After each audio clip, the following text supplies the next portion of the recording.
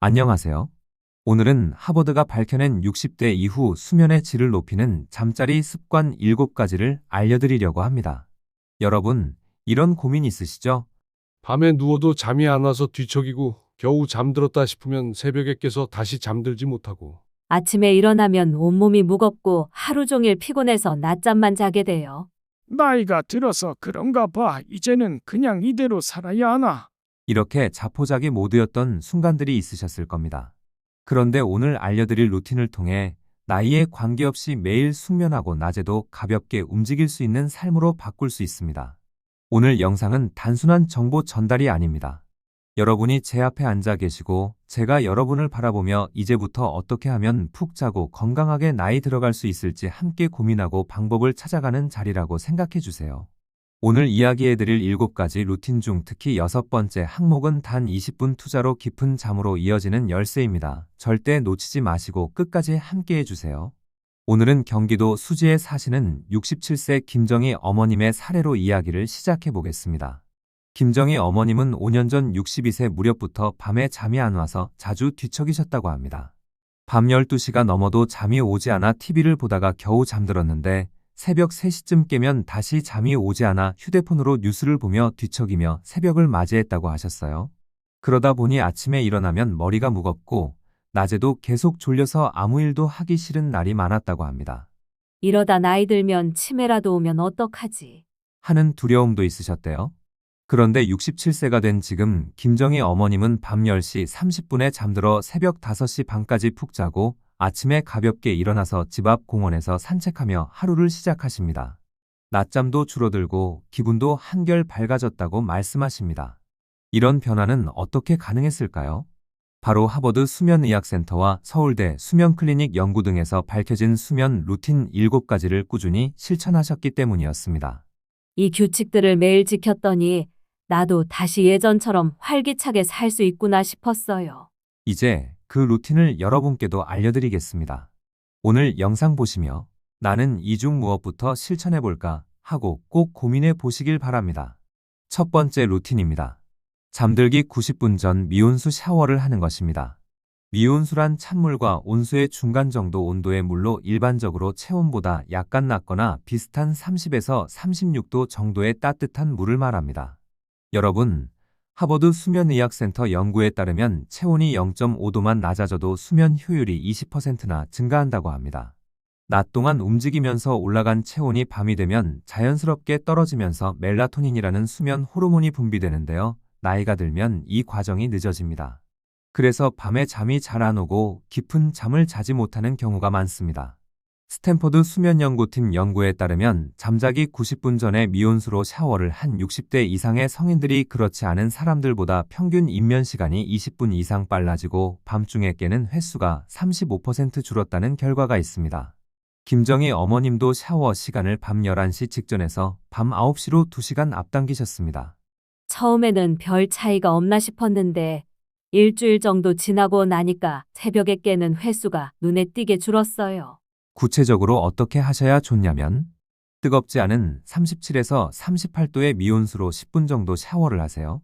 샤워를 하고 나서 바로 눕는 것이 아니라 가볍게 몸을 닦고 옷을 갈아입고 짧게 차분한 음악을 듣거나 간단한 정리, 명상으로 마음을 가라앉힌 후 잠자리에 드시면 좋습니다. 족욕도 좋지만 몸 전체의 온도를 낮추는 데는 샤워가 더 효과적이라는 점 기억해 주세요. 두 번째 루틴입니다. 수면 2시간 전부터 빛을 차단하고 노란 조명으로 전환하는 것입니다. 하버드 수면의학센터 연구에 따르면 수면 2시간 전에 스마트폰이나 TV 시청을 줄이기만 해도 멜라토닌 분비가 50% 이상 증가합니다. 서울대 수면클리닉 연구에서도 주등을 끄고 노란 조명으로 바꿔 사용한 60대 이상의 그룹이 수면의 질을 30% 이상 개선했다는 결과가 있습니다. 왜냐면 스마트폰, TV, 형광등 불빛에는 블루라이트가 많이 포함되어 있어 뇌가 아직 낮이구나라고 착각하게 만듭니다. 그러면 멜라토닌 분비가 억제되어 잠이 오지 않게 되죠. 김정희 어머님도 이전에는 잠들기 전에 스마트폰으로 뉴스를 보고 TV 드라마를 보며 잠들려고 하셨는데 수면 2시간 전부터 TV를 끄고 스마트폰은 다른 방에 두시고 노란 스탠드 불빛 아래에서 차분히 시간을 보내기 시작하셨습니다. 처음에는 무료했는데 한 일주일 지나니까 밤이 되면 자연스럽게 눈이 감기더라고요. 여러분도 주등을 끄고 스탠드를 노란 전구로 바꿔 켜두시고 스마트폰 대신 다른 활동으로 시간을 보내며 몸과 마음이 밤을 느끼도록 해주세요. 세 번째 루틴은 잡생각 정리 루틴입니다. MIT 뇌과학 연구에 따르면 잠자기 전 10분 동안 감사일기와 내일 할 일 3가지를 적은 그룹이 그렇지 않은 그룹보다 입면 시간이 40% 빨라지고 밤중에 깨는 횟수가 줄어들었다고 발표했습니다. 많은 분들이 이 나이에 무슨 일기냐, 귀찮아서 못하겠다고 하시는데 사실 이 루틴이 가장 큰 효과를 주는 경우가 많습니다. 왜냐하면 밤에 잠을 못 이루는 가장 큰 이유가 낮 동안의 일, 내일의 걱정, 해결되지 않은 일들이 머릿속에 떠오르기 때문이거든요. 김정희 어머님은 잠자리에 들기 전에 작은 수첩에 오늘 감사했던 일 3가지와 내일 꼭 해야 할 일 3가지를 적기 시작하셨습니다. 조금이라도 적고 덮어두면 마음이 한결 편안해져서 잠들기 쉬워졌어요. 여러분도 오늘 밤부터 오늘 고마웠던 일 3가지와 내일 할 일 3가지를 메모해 보세요. 부정적인 생각이 떠오르면 지금은 해결되지 않는다. 내일 다시 생각하자라고 적고 덮어두세요. 네 번째 루틴은 침실의 온도와 습도를 맞추는 것입니다. 스탠퍼드 수면연구소 연구에서는 침실의 온도를 18에서 20도, 습도를 50% 내외로 유지했을 때 60대 이상의 그룹에서 깊은 수면의 시간이 가장 길었다고 발표했습니다. 나이가 들면 체온 조절 능력이 떨어지기 때문에 조금 더운 방이나 건조한 공기에도 쉽게 깨게 됩니다. 여름에는 에어컨을 타이머로 맞춰 취침 전에 방을 시원하게 만들어 두고 잠들기 직전에 끄시는 것이 좋습니다. 겨울에는 방 안이 너무 덥지 않게 하고 이불은 따뜻하게 덮어주시는 것이 좋습니다. 습도는 50% 내외가 가장 좋고 가습기나 젖은 수건을 방 안에 걸어두면 쉽게 맞출 수 있습니다. 다섯 번째 루틴, 숙면을 돕는 가벼운 취침 전 운동 루틴. 여러분, 운동은 몸을 깨우는 거니까 밤에 하면 오히려 잠이 안 오지 않나요? 이렇게 생각하시는 분들이 많으십니다. 하지만 적절한 강도의 가벼운 운동은 오히려 숙면을 유도합니다. 하버드 수면의학센터 연구에 따르면 취침 1에서 2시간 전에 가벼운 스트레칭이나 요가를 20분 정도 한 그룹은 그렇지 않은 그룹보다 입면 시간이 15분 단축되었습니다. 깊은 수면 단계도 13% 증가했다고 합니다. 또한 스탠퍼드 수면의학센터 연구에서는 저강도 스트레칭 및 심호흡 운동을 한 그룹의 경우 스트레스 호르몬인 코르티솔 수치가 낮아져 심박수가 안정되며 잠들기 쉬워졌다고 발표했습니다. 특히 60대 이후에는 낮 동안의 긴장과 근육 경직, 관절 뻣뻣함 때문에 쉽게 깨거나 뒤척이게 되는데요. 가벼운 운동은 긴장을 풀어주고 몸의 온도를 서서히 낮추어 수면 호르몬이 잘 분비되도록 도와줍니다. 김정희 어머님도 이 루틴을 실천하고 나서 수면의 질이 향상되었다고 하시는데요. 밤에 다리가 덜 쑤시고 몸이 부드럽게 풀린 상태로 잠들 수 있어 뒤척이는 시간이 줄었다. 그렇다면 구체적으로 어떤 운동을 어떻게 해야 할까요? 먼저 강도가 높지 않아야 하고 땀이 날 정도로 격하게 하면 오히려 수면에 방해가 됩니다. 목표는 몸의 긴장을 풀고 마음을 안정시키는 것입니다. 다음 루틴을 권해드립니다.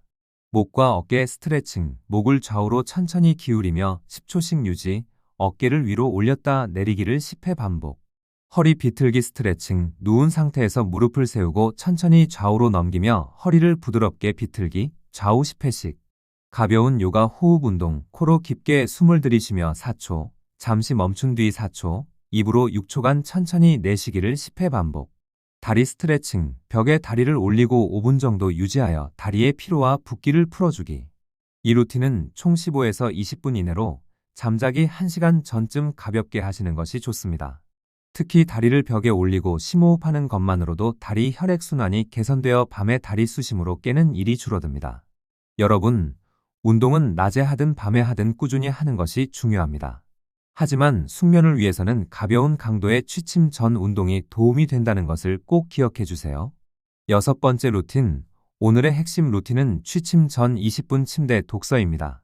많은 분들이 침대에서 책 보면 잠이 달아나지 않나요? 라고 물어보시는데 그렇지 않습니다. 하버드 수면의학센터의 연구에 따르면 취침 전 20분간 종이책을 읽은 성인이 그렇지 않은 사람보다 입면 시간이 15분 빨라지고 수면 지속 시간이 25분 길어졌다고 발표했습니다. 영국 사섹스 대학의 연구에서는 취침 전 독서는 스트레스를 68% 감소시키며 뇌의 긴장을 완화해 깊은 잠을 유도한다는 결과도 나왔습니다.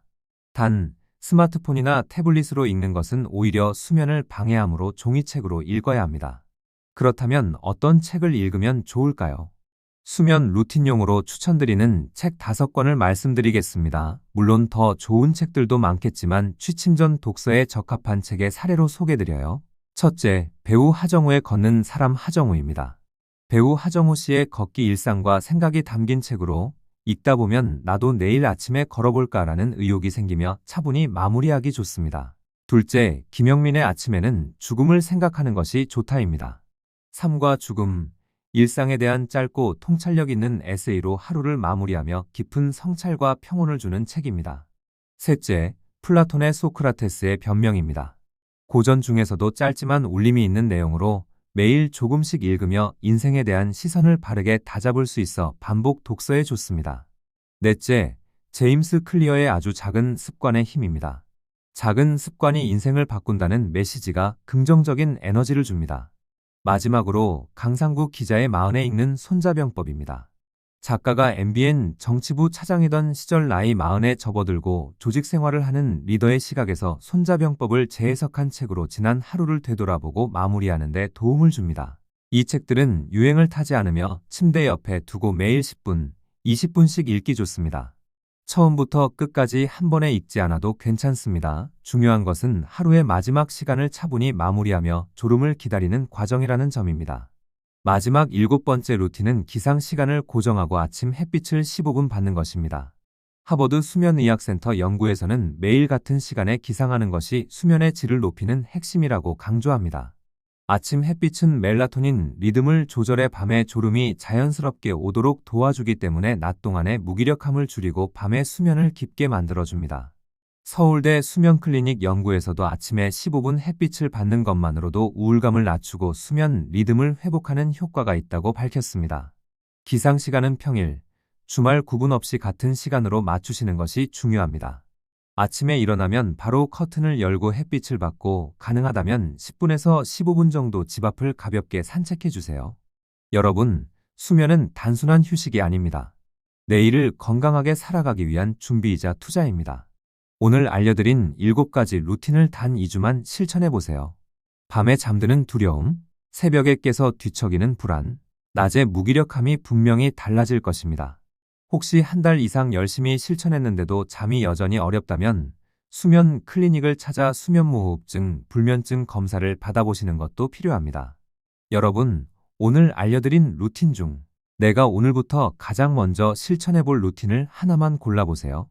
예를 들어 댓글에 오늘부터 6번 독서 루틴부터 시작합니다 라고 적어주시면 그 댓글이 여러분의 새로운 시작이 될 것입니다. 오늘 영상이 도움이 되셨다면 구독과 좋아요, 알림 설정 부탁드립니다. 오늘도 푹 주무시고 내일 더 건강한 하루 맞이하시길 바랍니다. 감사합니다.